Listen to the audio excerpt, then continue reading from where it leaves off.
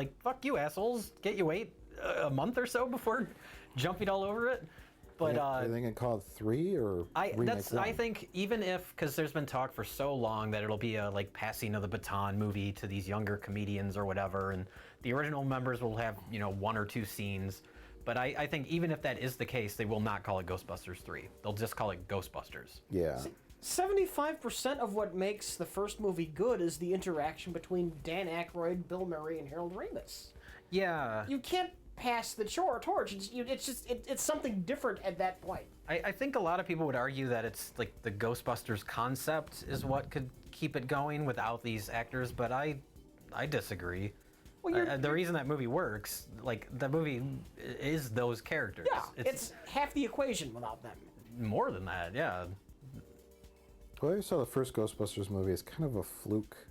It's lightning in a bottle, yeah. It's like accidental almost. Yeah, well, it was, I mean, you hear about Dan Aykroyd's original idea, and it was like this huge thing, and it was really, and that's going back to Harold Ramis. One of the things I like about him and this era of comedians is it was such a collaborative effort. It was all these different people that are funny people contributing ideas and shaping it into what it ended up being. And that was true of a lot of the comedy at that time that all these guys were involved with. Yeah, and there are a couple of jokes in the first Ghostbusters that fall flat, and you could kind of see, like, there's a couple of Peter Venkman bits that I was like, what? What would you say that about? Well, I'll get into it later, but Okay. it's like where it seems like a couple of different approaches all that happen to work together on accident. Yeah. Because you see Bill Murray he does his comedy stuff, And essentially ad-libbed the whole movie, a right? lot of times it's inappropriate, and then it's like you get this idea, like, isn't it funny if there were like these blue collar kind of exterminator guys that got rid of ghosts instead of pests, and there's that whole angle. Yeah. Like, that's a whole nother kind of comedy movie.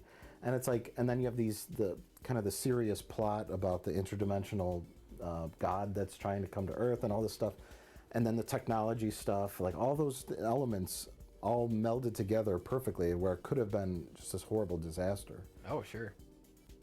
like the second one.